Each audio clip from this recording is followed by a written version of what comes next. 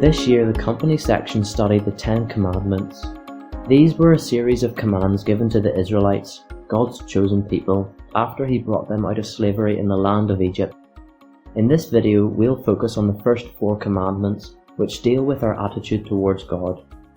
The first commandment says, "You shall have no other gods before me." We are unlikely to worship man-made deities like the Egyptians did, but we can be guilty of worshipping other man-made gods.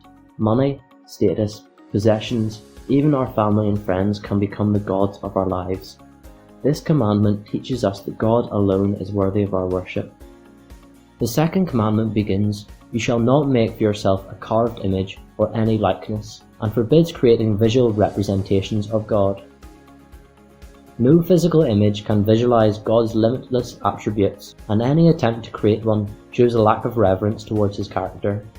It is not enough to worship the correct God. The correct God must also be worshipped correctly. The third commandment says, "You shall not take the name of the Lord your God in vain." An obvious violation of this is using God's name as a swear word, but it also forbids speaking about God in any irreverent way. We should always be careful not to understate or misrepresent God's character when we talk about Him or use His name.